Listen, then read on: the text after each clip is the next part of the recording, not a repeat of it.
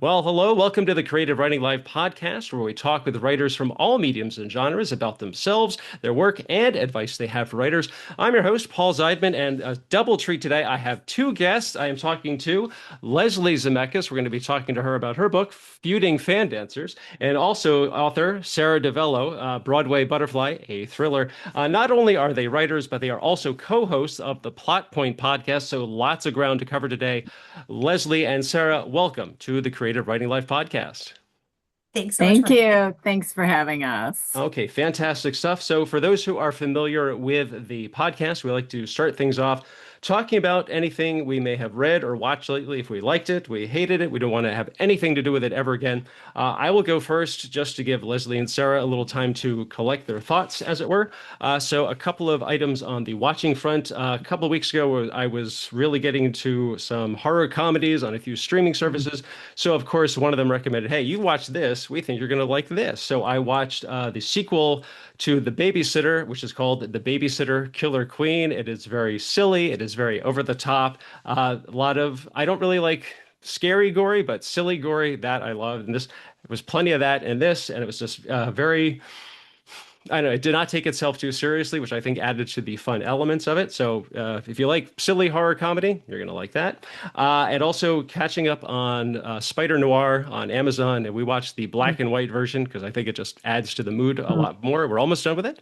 And watching that real laugh riot show that keeps getting nominating for comedy, The Bear. The latest season is streaming right now. I think it's on Hulu. So about halfway through that. And I don't think there's one laugh in it yet, but that's just my interpretation of it. So that is it for me. So I'm going to toss it to Leslie and Sarah, whoever wants to go first. Reading, watching, if you liked it, you hated it, it doesn't matter. I have just restarted after, a long time, as we all know, House of Dragons season three.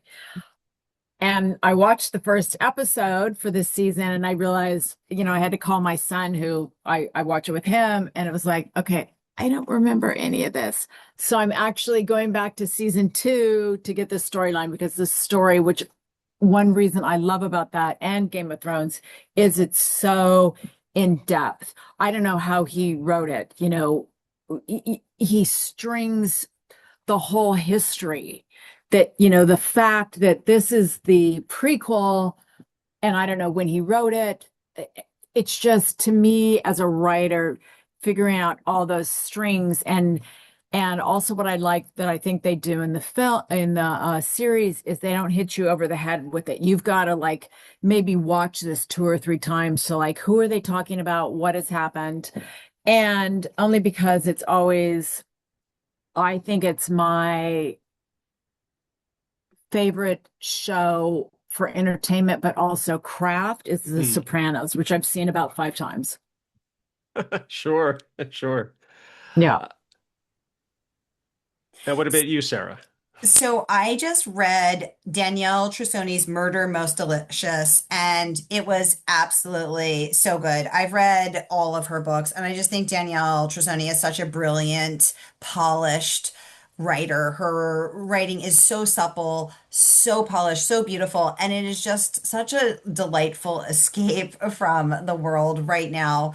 And because she is both lives in France and is an American, her witty, self-effacing, hilarious take on French and American culture is just laugh out loud funny. I really enjoyed that.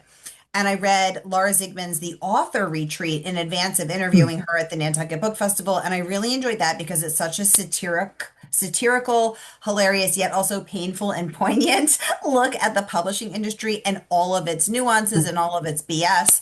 And I absolutely love that. In terms of what I'm watching, I just started watching The Rip, which is a movie with Matt Damon and Ben Affleck, and Harlan Coben's I Will Find You. Leslie's friends with Harlan. And I've watched all of his shows. And what I'm noticing, the reason I'm watching both of those, aside from the fact that I love a good thriller, is the ability to foreshadow and create extreme anxiety. And so I like to actually pause and think, I literally hit pause and I stop and I think, why am I feeling anxiety? Why do I know that something bad is about to happen when in Mm. fact nothing bad has happened? How are they able to do that so effectively? And I'm just sort of marveling at both of the movie and the show's ability to do that. I also need to watch the next season of The Diplomat with Kerry Washington. Mm. Sorry, Kerry Russell. Mm. I'm going to take that again because I want to get her name right. I'm also watching The Diplomat with Kerry Russell, and that I'm just marveling at the complexity of that show. And what same as what Leslie said, I need to rewatch the previous season because Mm. of the incredible political intricacies. But I love a fierce, fabulous, and complicated female character, and I absolutely love that show. No, that is fantastic stuff. Some great recommendations all around. So what I like to do is because we have two books to talk about today, so I like to read the about the author page. I'm going to start with Sarah just because it was on top of the stack here. So we go to the back of the page, so the about the author.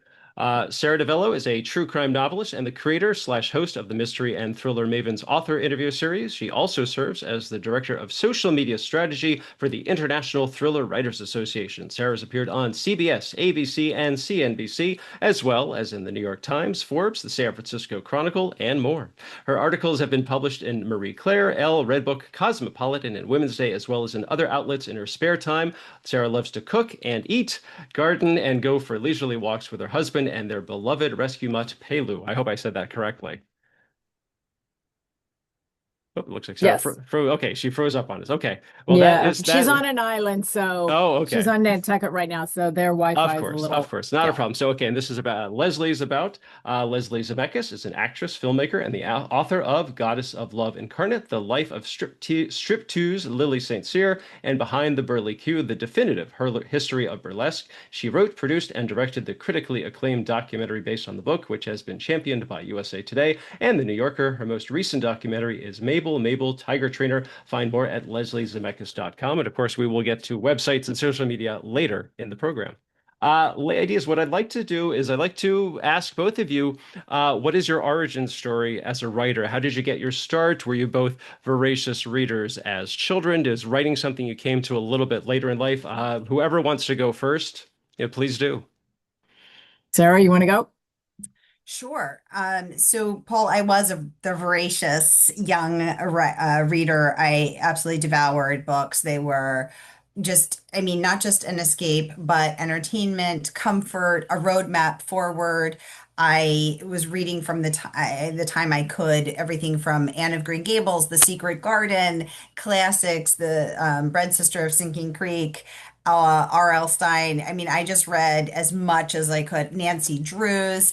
And that has continued lifelong. I knew as soon as I figured out that those books did not just appear on the shelves, that someone actually wrote them, that I wanted to be one of those people. Before I realized that, I just wanted to be a librarian because that's as close as I thought I could get to the books, specifically a singing, dancing librarian, even though I have a terrible voice, because that's how happy books made me. And so I just was always doodling stories and imagining other worlds and other characters. And I knew deep in my bones that was the only thing I was sure of my entire life.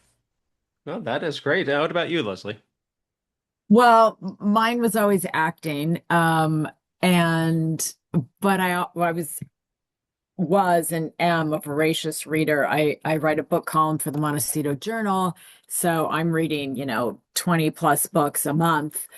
So I just love them, and I always knew that I wanted to write, but acting always came first. And then somewhere along the way, when I became passionate about telling a story that I couldn't do as an actor, but I could do as a director for Behind the Burlicue, which was my first documentary. And then I accumulated all these stories that I just knew had to be told, that it was like, well, I can write a book about this. Hmm. And just the power of stories, no matter how we tell them, whether it is as an actor telling somebody else's story, whether it's a director presenting a story you're interested, or the same with a writer. It's I think I just really came to understand stories in a different way. I loved them. I love reading them, but I realized how powerful they are and how necessary. I mean, me and Sarah are both, we really bonded over this. We're huge history nerds, buffs, researchers, and those stories that we lose if somebody doesn't take the time to translate it to a film, translate it to a book, translate it to something, we lose those stories. And it's like we're losing somebody's lives that were valuable, that had meaning. Oh, I totally get that. I mean, I'm also a big history buff. I'm especially like American history, and I have Mm. several books on my shelf out in the living room. Like I haven't read them in years, but I can't bear to like give them away. It's just Oh like yeah. I have to hold on to these. Yeah. Uh, Actually, I just want to ask you real quick, Leslie.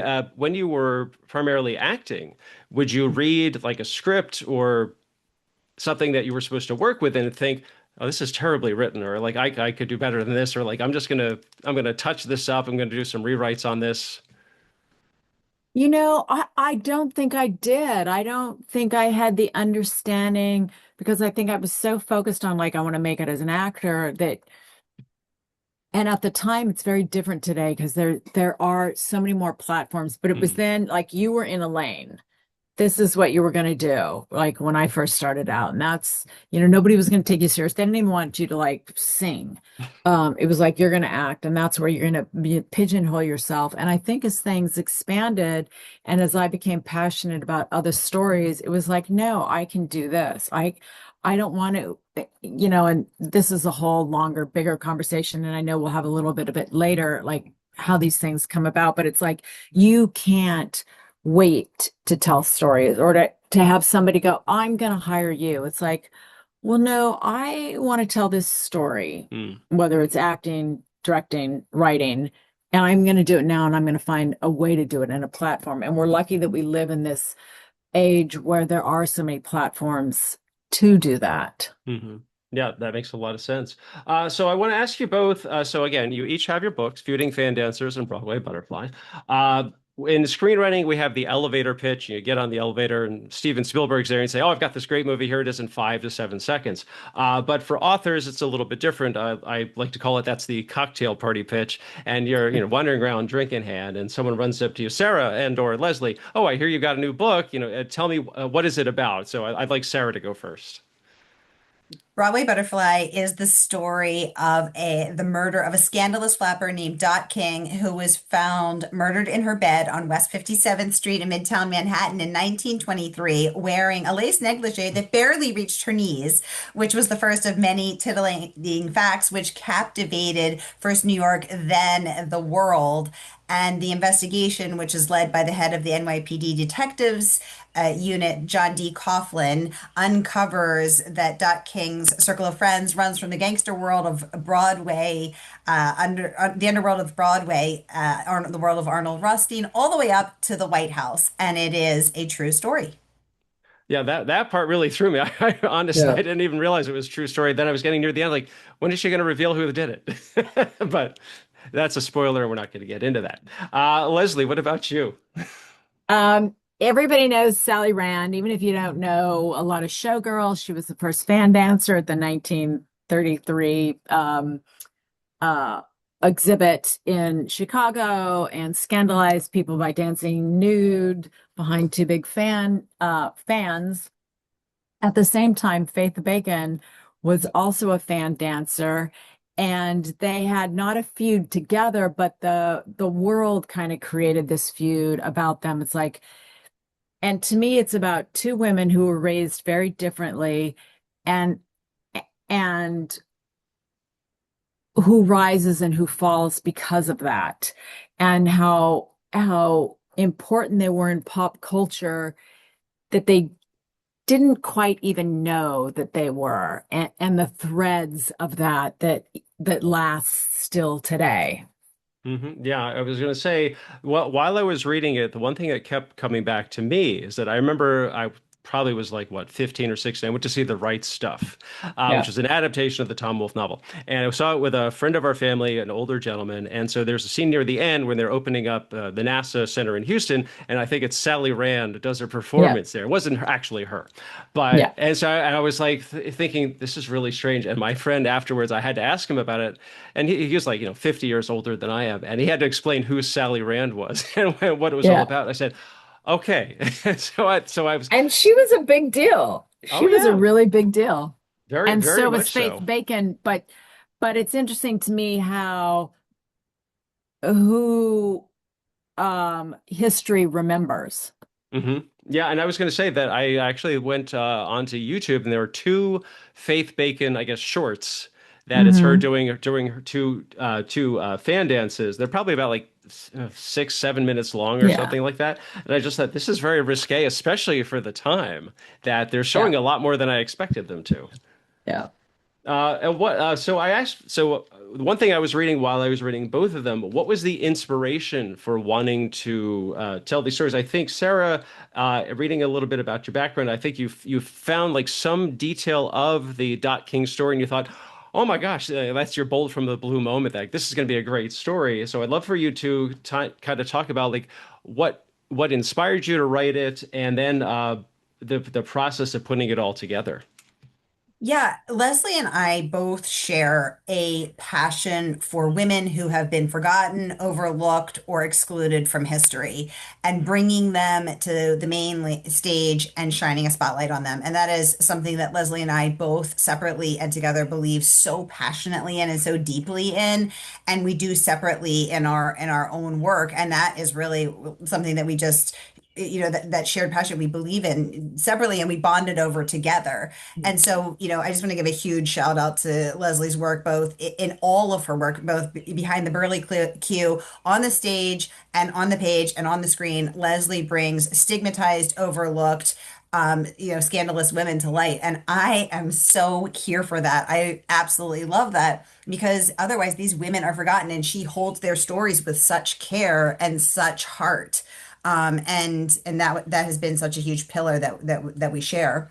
Um, in and same thing like Julia Hartman, a pioneering female reporter that no one has heard of, that everyone should hear of. Everyone from Oprah to Katie Couric to Christiana Manapur to whoever you see when you turn on the news stands on the shoulders of the women who burst through that glass ceiling, chopped, kicked, smashed their way through that ceiling and opened that door for those women today. Everyone should know her name. And, in the same way that people know Nellie Bly or whoever, Hmm. and nobody Mm. does. And so bringing her to light was an honor. Bringing Dot King to light was an honor. Bringing Ella Bradford, one of the 6 million Black Americans who fled the South in the wake of the Civil War and legal, segregation to get on a quote unquote colored train car in Jacksonville, Florida, and travel 1,000 miles north to New York, which was desegregated for the chance of a better life. That's a story that deserves to be told. And it was an honor and a privilege to tell these stories.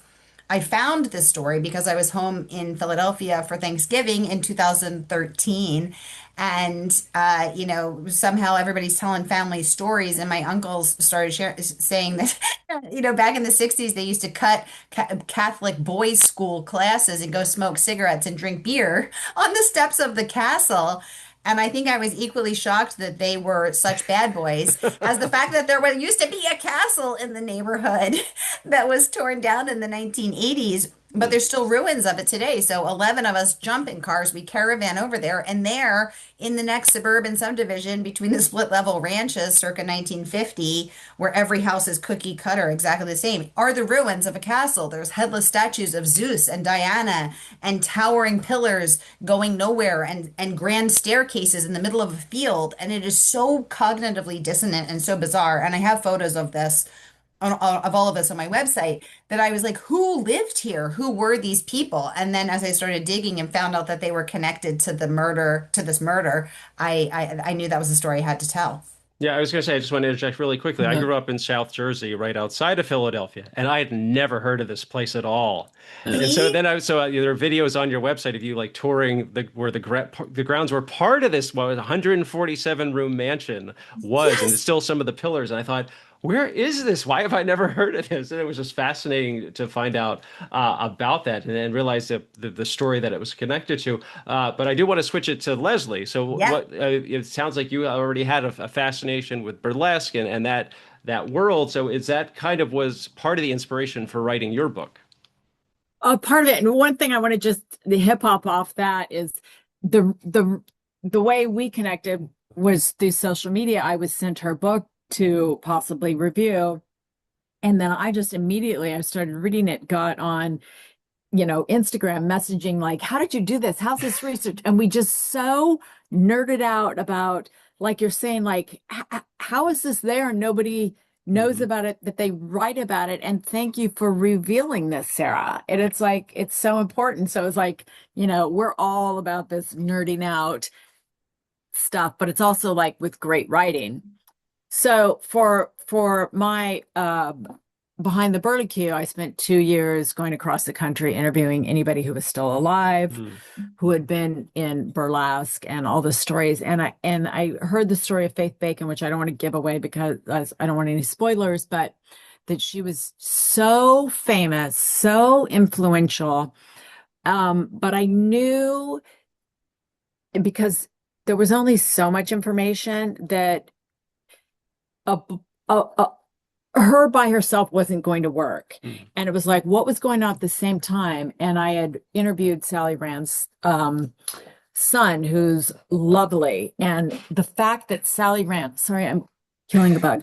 Um, it's in Italy. Sally Rand's son was so lovely. You really got the sense of what a wonderful mother she was. And that her and Faith Bacon were at the same time. They were doing the same kind of thing. Sally had this long life that really seeped into our pop culture where Faith faded away. Hmm. And it was to me that was like so interesting, and there were so many misconceptions about Faith. And then when I started finding out information, I was like, even if like five people read the book, it's not, I mean, many more did, but it was like, I feel so obligated to tell her true story. And I think that's what me and Sarah both nerd out about. It's like the true story. It's this justice that drives us, Hmm. and really doing this deep research beyond just, five headlines. And it's like, what was this really about? And it was the same for My Goddess in Love Incarnate about Lily Sincere, who Marilyn Monroe would go to clubs and follow her and imitate her. And you can see it in her voice and certain gestures. It's like, what is beyond the headline? What were these women really like? Oh, okay. That's fascinating. That leads to me to the question I had for both of you is that one thing that is highly evident in each book is how much research went into this. I mean, for Sarah, you have all of this detail about the Dot King case, and Leslie, wow, it's almost like a day by day itinerary for both Sally Rand and for Faith Bacon. Like, what for your research and putting both of your respective books together, can you talk us through like how much you had to do? I mean, Leslie, you said like you were traveling all over the country, and Sarah, looks like you were just digging through archives left and right. I mean, I'd love to hear how you were able to find this research, but also the way you felt it was the best method to incorporate it into the books. Mm. Well, I think, and I know this is something that me and Sarah talk about a lot, not to be like we're like twinsy bops talking about each other, but research takes time. A book takes time. Books like this, if you write it in a year, if you research it in a year, you're only going to get so much. I mean, mine at least 5 years. Hers, I know for this book was 10 years. I'm still doing research because there's not a place, a name, a bar, a person that I didn't then do another deep dive on. And that's how you find the information. You don't go, she performed at this bar and this was the owner. Okay, let me find out about the owner. Then you go into the owner, and then you're going to find the mention of her. And you have to have all those threads so that you can suss out if they're saying she did this, she did this, she did this, and you're reading a paper over here, she did this. Oh no, she did this.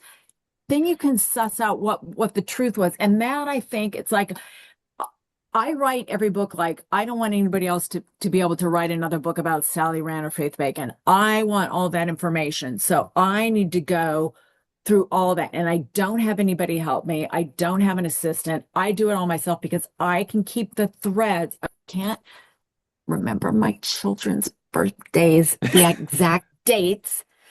They know this. But I can keep the threads of names connected, and I can't do it if somebody's doing research for me. And I know Sarah does this all herself. Exactly. And this is why I love and respect this woman so freaking much, because her fidelity to the research, her care with which she carries these real human lives, her respect for them is just, I mean, unmatched. And same thing, she's going to the real places.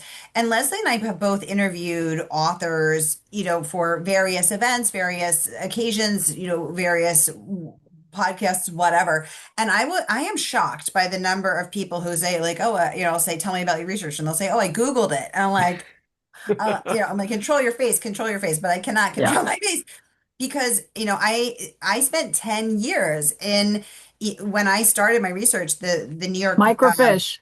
microfiche. You better know how to use a microfiche machine. And I was like, oh, let me remember how to do this from when I was a kid. These archives are not digitized. You're down in some dusty room, and I am Mm. never happier than when I am in some dusty room that ain't nobody been in for 20 years or 100 years. And this gives me life to be in those dusty archives and know that I am uncovering stuff and that I am touching records. I mean, I was in the New York Public Library doing the microfilm, and I found out that they had these antique scrapbooks in some dusty, far off storage unit. And they brought them in, and I opened them up, and I could tell the pages were falling apart a little bit when I opened them. No one had touched these in 100 years. They didn't have paper clips back then. They were stick pins, like sewing pins that the Wow. women Wow. every day. And Wow. and the librarian said, "Oh, don't stick yourself." I was like, "Stick myself? I'm stealing these."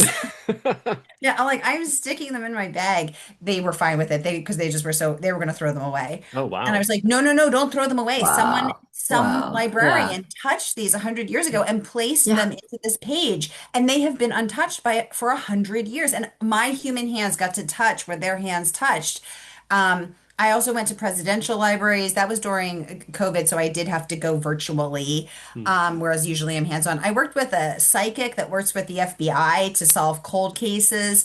I mean, my research took me to some strange and fascinating places, but this is the stuff that we love and that we respect and that gives us life. I was going to say, Yeah. and the research is, again, it's quite evident in each of your books because there's so much detail about everything involved with the subject matter. It's just overwhelming at times. One of the But things I think it's oh, sure. also us wanting to know the answer. It's Yes. like, people talk about, oh, and she walked into the room, and I was like, well, what did she wear? Like, what, like, I How did bought she walk in the perfume room? that Lily Sincere, Hmm. I was like, I happened to find people who knew her in her later years and her ex-husband and all this stuff. And I was like, well, what was her perfume? And so I bought it. Oh, It's like that. That's not necessarily necessary to write the book, but it was for me, Okay. exactly, you know. exactly what Leslie's saying. Like when you were talking about weaving in all of those details, some people would say, okay, she Lily danced here on this particular date. I have the evidence.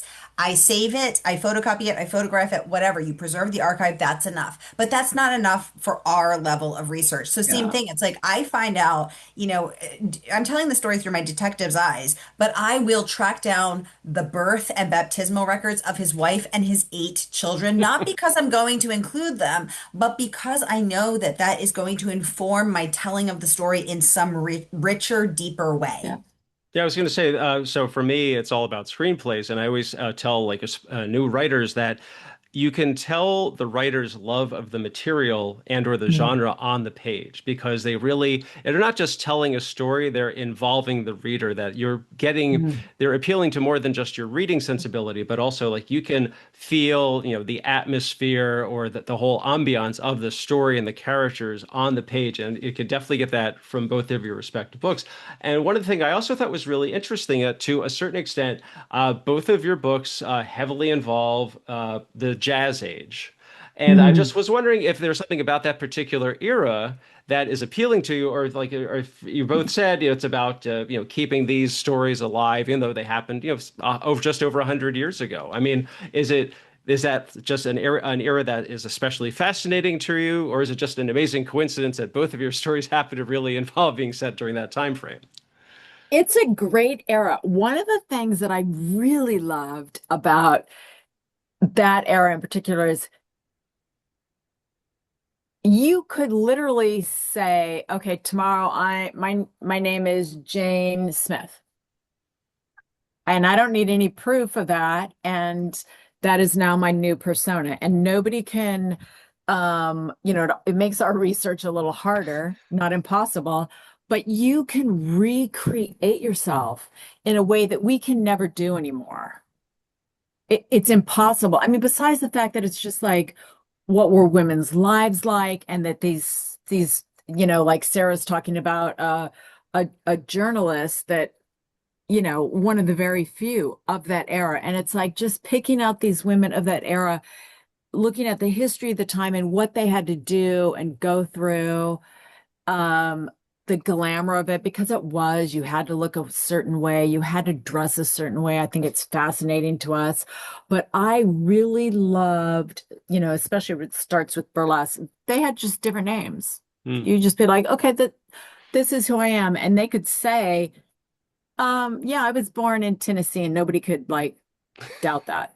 I mean, I looked at documents, going back to research again, of Lily Sincere's, um when she bought a house. She actually signs the document Lily Sincere incorrectly, but that's not her real legal name. To me, that's fascinating, Hmm. that you could do that then. Like, we can't do that now. Absolutely, because driver's licenses were not required in all states, didn't have photos, Yeah. passports didn't have photos. They would Yeah. say, I have the passport of one of the daughter's husband who lived in that abandoned property we're talking about in Philadelphia, and it's literally like gray eyes, balding. They describe him round face. That could be anybody. That could be anybody. And women and men would constantly shave a few years off their age because if you don't have passports, you Yep. don't have driver's license, there's no social media, who's going to check? There's no way Yep. to check. There's no social security. This is pre-social security. You could reinvent yourself daily and there's no one was going to find you. Yep. And that's also harder for Leslie and I to then find these people, but it's also fascinating. Yep. Okay, that's great stuff. So, okay, this is a question for Sarah. Again, your book is Broadway Butterfly. Beautiful. So, for about the first, we'll say like two-thirds, maybe three-quarters of the book, each chapter focuses on a different character, and then like the final section is all about intrepid journalist Julia Hartman. So, why that approach as opposed to having her Hmm. be the main focus from the start, or did you just kind of want to like start wide and gradually narrow it down to okay, now it's Julia's story, and we're along for the ride? Yeah, my original vision was that every character would have the same number of chapters and that we would just rotate through. But I realized that sequentially from every POV. But what I quickly realized was that some had access to information that others didn't, and therefore they had more to say. So that then boiled down. So there's four characters, but it boils down to the police detective and the reporter Hmm. having more access to more information, therefore having more to say. And then, without any spoilers, there's a reason why the cop has to stop weighing in, Hmm. and why he just doesn't have. There's nothing more for him to say because of the reason that you'll get to at that point in the story. So I couldn't keep going with him. So then it literally was Julia had to carry the ball, had to carry the story over the finish line because she was the only one left with a voice. Yeah, I was going to say that for a lot of that, and we're not getting into spoiler territory, that she's almost the one keeping this story alive, that she's Yeah. Yeah. constantly pursuing it, even when it like there's a lull for months on end, Yeah. that all of a sudden someone gets in touch with her and says, "Oh, I have some new details about it," and that we're going to leave it at that. But that's true. The reason that I Mhm. that happens is because she did that. Like that's the true story. She kept that story alive because I mean I can only assume it's because she realized that at a time when less than 20% of American women worked outside the home, and those women who did primarily worked in domestic service, sales, telephone operators, factory work.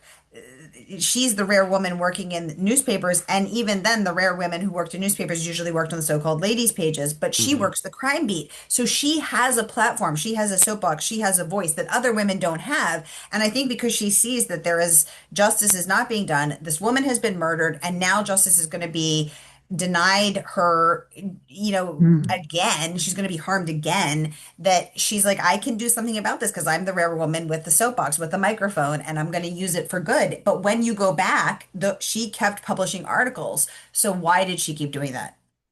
And I Yeah. think it's because she wanted to see justice done. Sure, sure. And also, again, I've when I started, I totally missed the fact it was true crime, and I just thought it was this great story. And I was like, okay, when's the build up to the big reveal? Which this is probably the ultimate spoiler because it's true crime. There isn't one, but I love how you leave it up to the reader to find that, and it takes you on this fantastic ride. Now, I want Although I to. do say Oh, who sure. I think did it in Julia's interior monologue Well, at the in those last 3 pages. I say I, convincingly where the research has shown me who did it. Sure. And what I also thought was a great touch is at the very end, you have like an update. Here's what happened to all of these individual people. And again, since it was 100 years ago, when, and also when they died and how they died too, which I thought was a great touch. Uh, so, okay, let's Yeah. switch it over to Leslie and Feuding Fan Dancers. I enjoyed and appreciated the alternating chapters. Like one chapter is about Sally, then we switch to Faith and back and forth and back and forth. So, yeah, as you kind of alluded to this earlier with your research, were there simultaneous timelines with some overlap, or you saw this as the best way to present both of their stories rather than, here's all about Sally and then here's all about Faith, or is it, okay, here's about when they both started and then kind of like going back and forth as we progress, I guess, linearly through time? Right. Well, I think I did that because, it's this thing about headlines and rumors, and it's like, oh, she did this. And it's like, but wait, at the same time, she's doing this, and so you keep the history together. Like for example, in the Chicago World's Fair, you've got one person and they're getting all the fame and the press, but this person's also doing something Hmm. and they're getting a fair amount of the press, but it hasn't translated to 80 years down. That's like, it's forgotten. So it's just to remind the reader so that they're not just, and I don't want somebody to root for one over the Hmm. other. It's not about that, but it's just about, it's a great thing in Hamilton, like who's going to be remembered and why. It's because who has the press, who has the Hmm. voice, and one of them did, and one of them didn't. But if you just look at the papers and what was going on at the time, they both, had a lot of press and fame and all this and other things came in. So I just wanted to keep the reader close to what was happening as we go along. Sure, sure. I was going to say, and what kind of things you were referring to earlier about, that nobody really knows anything to a certain extent from that time frame, is that both of them really seem to do a lot of, we'll call it exaggeration on their parts about, about what was actually going on, and there was no way for anyone to Uh, verify. Oh, Sally said she's going to be starring in this new movie, and there's no, well, they yeah, probably had you're like, Variety, but they okay, didn't have yeah, did it? Deadline. Well, one of the greatest things, this is why I love doing research, which was just so fun for me. Faith and her mother performed at the same time, but there wasn't a lot of press about it. And they were supposedly, Faith's mother said, you have to call me sister and nobody can know I'm your mother. There wasn't a big age difference. And supposedly they went here and performed and went there. And then I found through crazy research a brochure of her mother in Paris performing. So it's like you there's like these crazy stories like, yes, and she did this, and you're like, well, did she really do this? And when you find it, it's like, oh my God, yes. To verify some of the exaggerations that you think it's like, okay, this is just some crazy PR thing. There's very, very, very little about her mother, and who's very influential in her life, obviously. And so to find one little nugget, to find one picture, to find, oh, yeah, she actually really did this, it helps with the psychology of like what happens next and blah, blah, blah, blah, Mm. blah. I don't know. It's just the kind of crazy stuff that makes me so happy. Yeah, I was going to say that the mother is like it's a I want to call it a variation, but on Mama Rose from Gypsy, just like this. She's It was all really about, something. yeah. She was just like it was a And constant. there's stuff that I wish that I could find in her later life. I have an idea of where it went, but it's I got, I think, as much as anybody could get, Sure. and then people do disappear Nope, that is true back as well. then. Sure, Yeah. sure. I want to ask, so this is for both of you. So as we said at the beginning of the show, you were both co-hosts of the Plot Point podcast.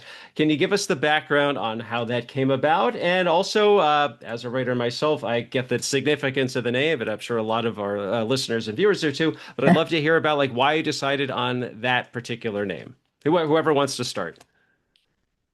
The name was Leslie's idea, so I want to give her full credit for that. Leslie, take us through your thought process. Well, it's not like it's that, oh, clever and whatever, but it was like, I mean, and that wasn't the idea. It's like we want to talk to people like we're talking with you right now. We want to talk about craft. We want to talk about people who've been successful. We want to talk about people who've had failures, because you think, or not failures, but struggles along the way, and what that is. And it's like, it's the plot. I mean, it's like your whole everything you write, it's all about the plot. What is the plot? What's the plot point?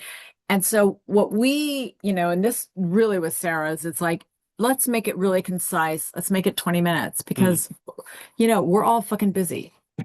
Oops, I don't know if I could say that, It's but okay. It's okay. okay, we're busy, and we want to nerd out, but we don't want to nerd out with us talking for an hour.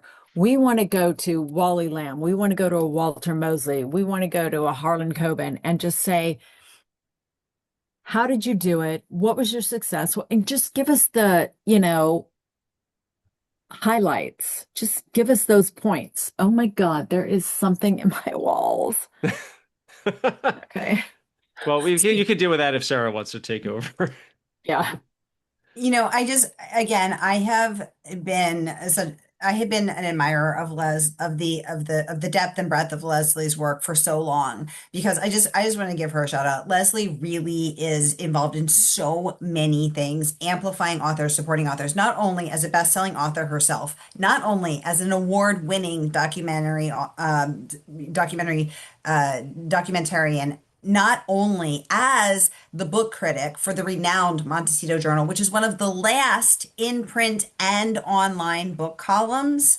Again, in this 1 year, we've lost both the Washington Post and the Associated Press book columns. Leslie is out there reviewing books, writing about books in a thoughtful way that is still being printed. That is incredible. She's also the founder of the Santa Barbara Literary Festival, which is absolutely amazing. Got off to a start this year, made a huge splash in literary scene.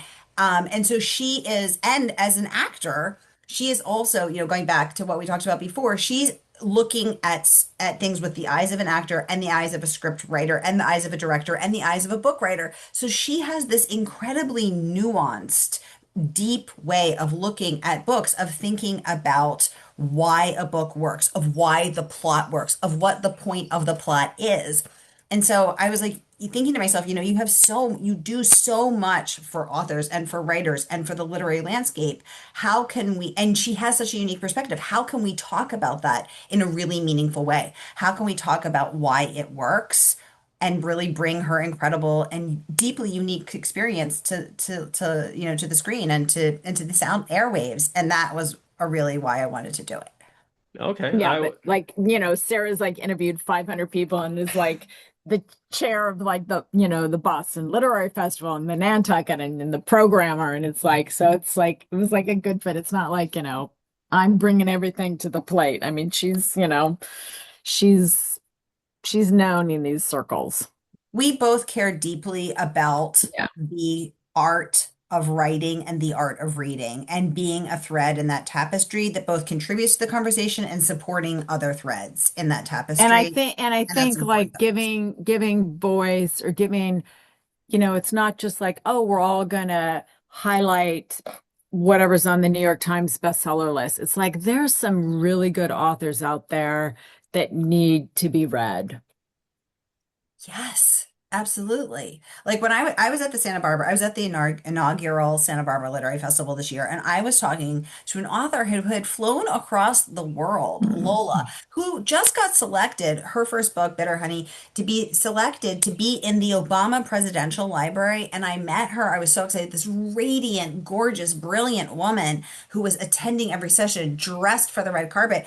And I said, you're incredible. Who are you? And she introduced herself. She told me about her books. And she said when she wrote her very first book, Leslie was the first American media outlet to review her book in the Montecito Journal. And that really launched her career and gave her a foothold in the United States, reading scene. And that was so incredible to hear, the impact that Leslie has made. And now to see Lola, being selected for this incredible honor, it's really like we can each make a difference. Yeah. It's pretty That powerful. that is great stuff because while I've been doing this podcast, I sometimes I don't have that much spare time for pleasurable reading or reading that's not involved with a Exactly. guest. But I Yeah. was just looking through lists of potential books that I might be interested in. I found this one. It is a Western and I love Westerns, and it was a Western influenced by Sherlock Holmes. And I researched the author, and he lives here in the Bay Area. And I reached out to him. I said, I've found you on Amazon. Would love to have you on. And he sent me the first book in the series, and I read it, and I loved it, and I had him on. And then we've met a couple of times in person just to talk about writing, and it's that kind of not Mm. just the relationship, but also about the joy of reading, but also finding something new, because a lot of people don't realize how many selections there are out there for them to stumble upon, literally, Yeah. and just kind of like, oh my gosh, it's a whole new world for me to get lost in. Mhm. And so I really applaud you for pursuing that. Granted, your guests are a little more high profile than mine, but but also people can relate because like Walter Mosley and Wally Lamb, they have sold millions of books, and so it's great that people don't just see them like, oh, it's a real successful author, but they had hard times too. They struggle with story and characters and try to figure out stuff Yeah. like, oh my God, this storyline's not working. I got to go back and start all over again. Um, Yeah. Exactly. so leading into that, I wanted to ask both of you what advice you have for writers, not both overall, but also if you want to address it more to like the type of writing you do, like for Sarah, it's thrillers, and for Leslie, you've got all that historical accuracy type of material. What are some key, I don't know, not instructions, but key lessons that a lot of writers should take heed to or keep in mind while they're working on their material? Well, I always say whatever story interests you, write it because there will be an audience for you. There's not one thing that I've done through my films that have all been on Showtime, debuted on Netflix at a high number, and my best-selling books that anybody wanted. And I said, there is an audience for this. There is an audience for this. You have to have a passion for what you're writing and not going for a trend or going Mm, what somebody might like. You have to, because especially if you spend years, every story will have an audience. It might not have 20 billion watching it, but it Mm. will have an audience if you just believe in it. I totally agree. And I think that goes back to what we were talking about earlier, Paul, where you were saying that as you're reading, both of our books, you can feel the joy that we have for this, the joy that it gives us. And that is so true, right? The energy somehow comes through the page Mm. or the screen. And even though it is a harvested tree or a Kindle screen, you still feel the energy that Mm. that creator had when they were creating it, when that author wrote that book. And if it felt like a slog to them, we're like, I have to write to market, I have to do this. You feel that laborious, dead energy. And if Hmm. someone came to it because they are enlivened by it and they are lifted up and they are passionate about it, you feel that too. So I completely second what Leslie said, and I would add, take your time. Don't rush because a rushed book is never as good as a book that has had the time to marinate and ripen. It's like you cannot make a cake bake faster than a cake is going to bake. You can Yeah. turn the heat up, but you're just going to burn it and it's Mm. still going to Yeah. be raw on the inside. And that's the same for a book. It needs time to You need ripen, to it write needs that time to down, bake. Sarah, because that was great. But it's so true, right? And Yeah. I can immediately tell with let me just say 99.9% accuracy if someone wrote the book too fast. I'm like, this needed time and you didn't give it the Mm. time and it feels rushed and it Mm. feels raw in the middle and scorched on the outside and it's not as good as it could have been if it had been allowed to come to fruition in its own time. The other thing that is a huge pet peeve of mine is bad dialogue. Mm. And I can just tell that people have not because when I'm reading it, I'm like, honey, have you ever heard a human talk like this? This is not how the humans talk. This Yeah. is not how they speak when they are in conversation. And it's like you really need to writers need to read their dialogue out loud. And if you've never heard a human speak in those words, in that format, in that staccato, awkward way, it's because Yeah. that's not how the humans speak, and you need to rewrite it. And I speak what I want the line to say, and I type it until it sounds like what the humans sound like. And it is really a huge pet peeve of mine when people don't do that. Okay, I love that. And as a screenwriter, I can totally relate to the dialogue that sounds like a real person rather than this person is in a movie. Right. We have been talking with Sara DiVello, and her book is Broadway Butterfly, and Leslie Zemeckis, Feuding Fan Dancers. I would love for each of you. Actually, before we get to that, what have been the reactions to your books? I mean, respectively, like people, like, especially like for Leslie, like fans of burlesque, have gotten back to you, say, "Oh, my dad saw Sally Rand in Kansas City back Yes. in 52." And Yeah. also for Sarah, I mean, especially a true crime book, always huge. I mean, I'd love to hear the public's feedback about your books. Well, for me, what I always love is somebody who goes into it reading knowing nothing about, showgirls or Mm. vaudeville or burlesque, and then like, oh my God, I had no idea, and kind of giving these women and the art form a little more props than they would have otherwise. It's funny because I was having dinner with one of my fellow board members of the Nantucket Book Festival, and I was telling him about the Plot Point podcast with Leslie and Leslie's incredible work, and he said, "Oh my God, my godmother was a burlesque dancer," and he said, and he gave me her name. He said, "Was she in it?" And I said, "She is." And he said, "Oh my God," he was like, he never Yeah. saw her dance because it was his, she would come to his birthday parties and, bring the cake. But I was like, that was such a full circle moment. I love when things like that happen. And yeah, same. I love a great story. I love, the themes. I love talking about justice. Who has it? Mm. Who gets it? Who doesn't? Who gets excluded? How and why in 100 years, what has changed and what hasn't really changed? Why in the year of our Lord 2026 are we still talking about what women can wear and what they can do with their bodies? I'm so over this, and the people who want to deny history are the ones who need to read it the most because when you see that we've been talking about the same Mm. boring thing for 100 years and it's still a topic of Mm. conversation, you're like, this is kind of crazy because we don't we use antibiotics. We don't treat disease with leeches anymore. So maybe we can move forward with some other conversations as well. Yeah, it's like maybe, Europe is like, 120 degrees. Maybe we should like be talking about that. Maybe we should acknowledge that climate change is Yeah. real and start trying to fix the planet because there's nowhere else to Yeah. go. Okay, Yeah. well, I was going to say they got it was like a really hard turn in the conversation, but that's okay. So for both of you, so what's next? Do you have new books in the work? I mean, you're both very busy with writing, but also as you both referred to each other, you have so much else going on. But what is next on the writing front? I'm working on something historical fiction and Sarah's on deadline, so Also, another yep. historical true crime, writing in the style of fiction, but hewing closely to the historical record.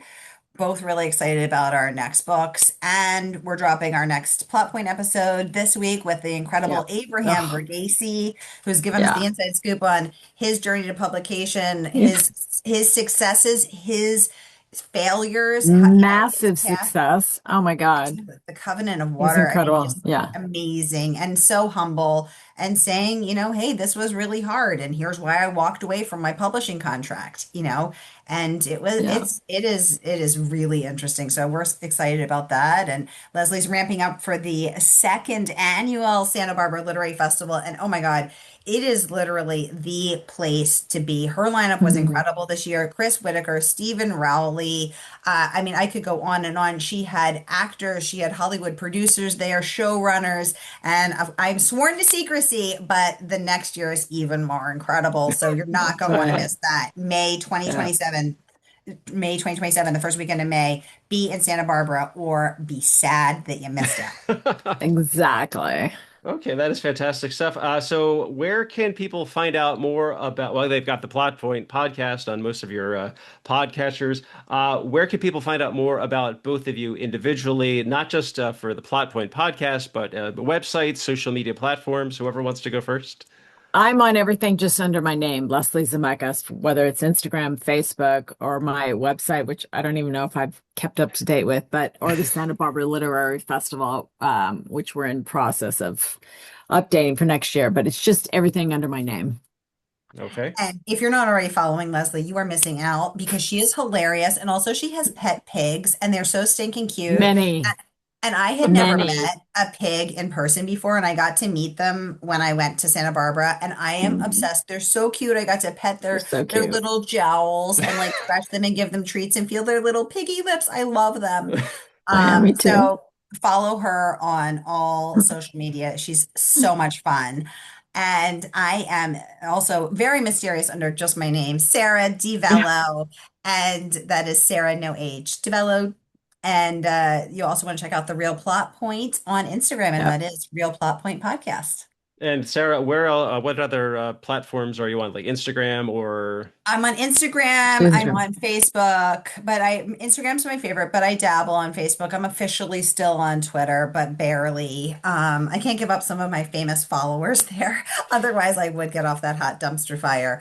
I'm also supposedly on Threads. I need to put more into Threads and TikTok. I am wherever you can find I me. know, I was going to same, but say, And it's like I think Instagram we're like the yeah, strongest. We're Instagram posting for sure. everything and uh, cross posting with each other. okay, just out Yeah. of curiosity, are either of you on Blue Sky? I I am, reserve but you know what? I lane. forget Yeah. to post. Okay, Same. I have my handle and I The forget to same. post as well.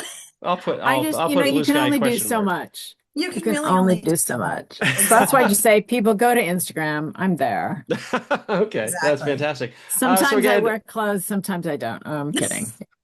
well, I was going to say Sometimes she's based on how behind much you're an writing about electric burlesque, it's not fan. surprising. Well, sometimes she's behind an electric fan. She's a feuding fan dancer by herself behind an electric fan. In spirit. Of course, of course. Okay, we've been talking with Sara DiVello, and her book is Broadway Butterfly, and Leslie Zemeckis, her book, Feuding Fan Dancers. You can get them at their respective websites, lesliezemeckis.com, sarahdevello.com, and check out their Talking to Famous Writers, the Real Plot Point podcast. I guess it's realplotpointpodcast.com or Yep. wherever it is on the socials. Leslie and Sarah, thank you so much for being here today. This was a very entertaining and extremely informative conversation.